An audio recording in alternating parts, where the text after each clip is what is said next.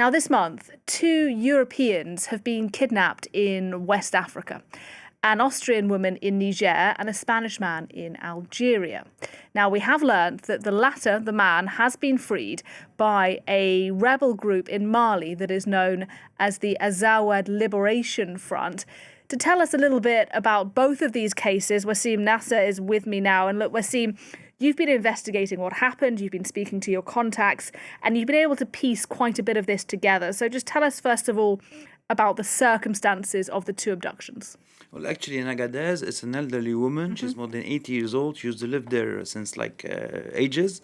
And she was abducted in Agadez and, as far as we know, transferred to Mali and handled to the Islamic State offshoot in Mali, in the region of Menaka. Regarding the Spanish citizen, which was abducted in southern Algeria, he was actually abducted by a group of bandits. I got to know very young bandits who have nationalities are Algerian and Malian, and who put up an operation to abduct him and to transfer him through with 3 vehicles. One of the vehicles was stolen. There were 7 in order to make this transfer, and they were answering a call, local call by the Islamic State to abduct Westerners in order to sell them to the Islamic State, which could negotiate later. And the Islamic State, I was told, was paying up to 100 million CFA or 250 million CFA per person. And actually, what happened that those youngsters were stopped before making the transfer to the Islamic State in a border area between Niger, Mali, and Algeria, because local clans talked to their parents, and they got to know with international contribution and with Algeria where they were exactly. So they stopped the transfer to the Islamic State, where the Islamic State was less than 40 kilometers away from the rally point. So the kidnappers left the Spanish guy on spot. They went away, and the rebels came in and took him. And which is interesting that they took him, and they had also his passport. Here is with the rebels. Actually, they got back his passport and his phone, which made him capable of calling his family yesterday. It happened yesterday afternoon, by the end of the day, using what? Using Starlink, in order to call his family. And as we speak, actually,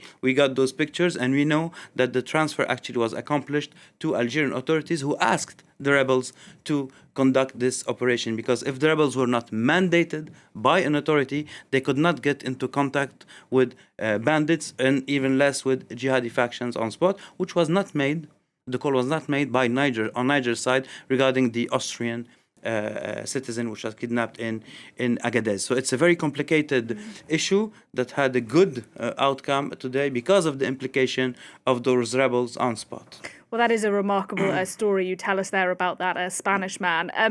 But when we look at both kidnapping cases, what does that tell you about how strong militant groups are in the area right now? Well, we know for sure now that the Islamic State has a stronghold in the Menaka area, and he can have an outreach very far, even when he calls for abductions like this, or as far as the Algerian territory. And which was interesting too is Jenim told France 24, told me that they were not involved in this kidnapping in Algeria and in the kidnapping of the Austrian woman in Niger, meaning that Jenim has finished with the abduction of Westerners, and they freed the last 3 Westerners they had back in February 2024. We are talking about 3 Italians that were freed at the time.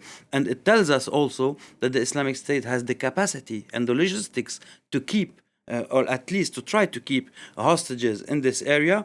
And on the other hand, that a local actor, as the rebels, could be very active and very efficient in this regard. And just one last detail, maybe.